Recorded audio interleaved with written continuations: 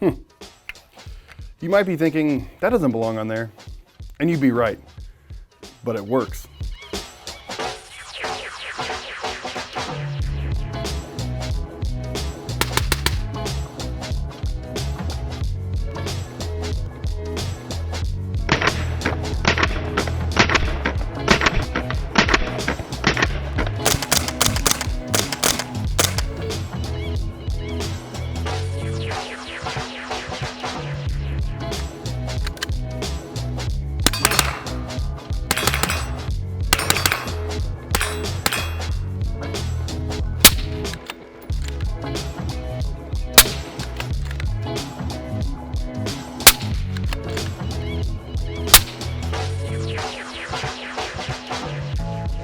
We're going to talk about putting an overboard suppressor on smaller calibers. In particular, our 375 Raptor 10 and how versatile it can be. Because we got our start in turbos, we have a heritage in racing. And we're very, very performance driven here at AB. That means we want to squeeze the most performance out of every suppressor that we can put on your host. So the 375 Raptor is made for a big bore cartridge. It's not made for 9mm, it's certainly not made for 5.56. So we recommend matching your suppressor to the bore of the host as closely as possible. However, there's a very popular trend of putting large overboard suppressors on different hosts. Sometimes people only want to buy one suppressor, or they want to have one that they can toss around between different guns. If that's what you aim to do, the 375 Raptor 10 is an excellent solution. Now this is going to be a very data heavy video because we're going to compare the 375 Raptor 10 across a series of different hosts with an appropriately bored suppressor from a competitor. The suppressors that we chose to use from other manufacturers are purely here for context. Thanks to all you guys for making great products that we can use to compare ours to. But because there is going to be so much data published in the video, there's going to be chapters in the scroll bar beneath so you can find exactly what you're looking for. All these tests are done with our 375 Raptor 10. We used an EPC 9 with a 5-inch barrel and compared it to the Wolfman.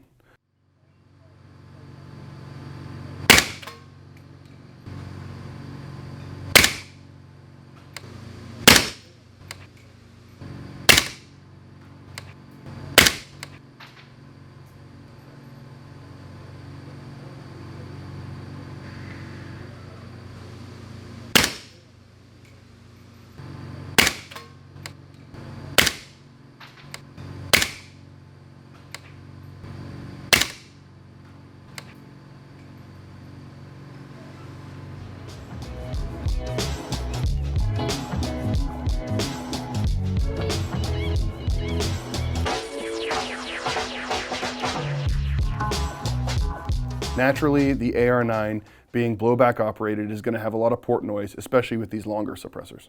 The Raptor 10 did an awesome job, especially when you compare the weight savings and its performance next to a made for 9mm suppressor. All we needed was a flush mount threaded in 1/28. On 300 blackout, we compared the 375 Raptor to a Hyperion K and to a Dead Air Nomad TI. Now we did add a reflex. Of course, you could still use a flush mount, but these other manufacturers don't offer the reflex.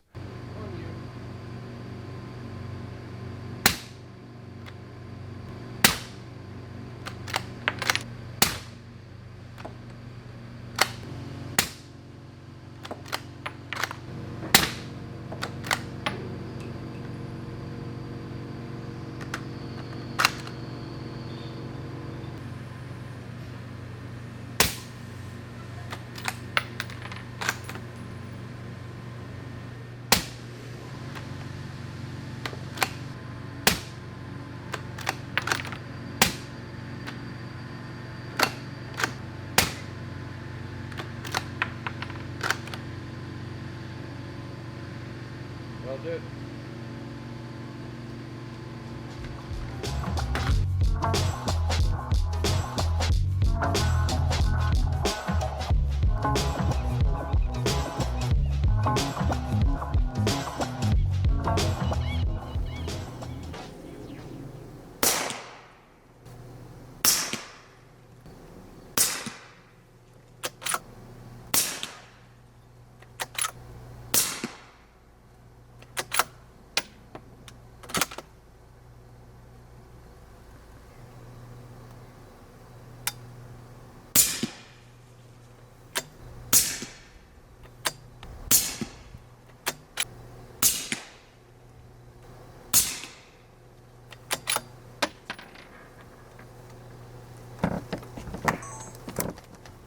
119 at both. Fucking awesome. I'll take that all day. That was the 375? Yeah. 375 with a 762 end cap.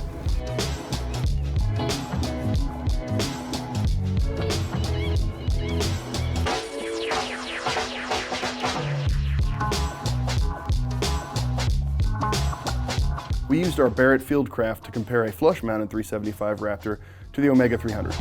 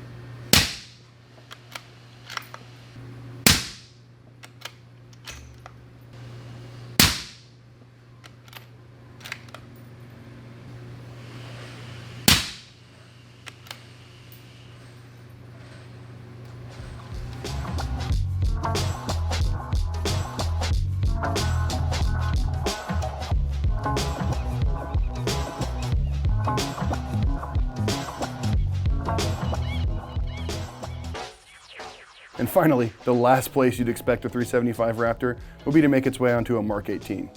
Here we compared it to the Otter Creek Labs Polonium. The Polonium is a can made to perform on the Mark 18. The 375 certainly isn't, but it kept up.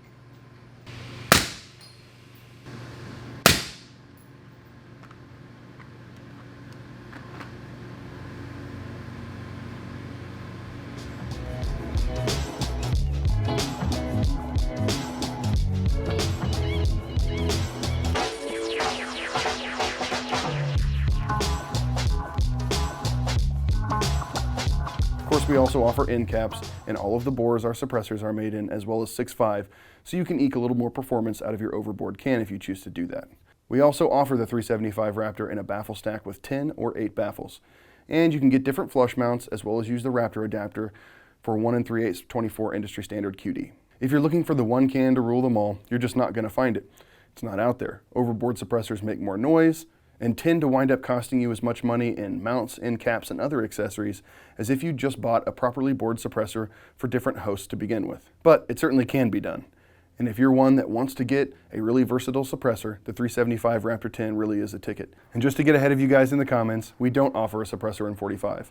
But if you're looking for a great straight wall cartridge to hunt with, the 350 Legend works excellent, and the 375 Raptor is a perfect choice. Don't forget to subscribe. Tell us what overboard suppressor you're using on a variety of different hosts in the comments. And we'll see you in the field or on the range sometime.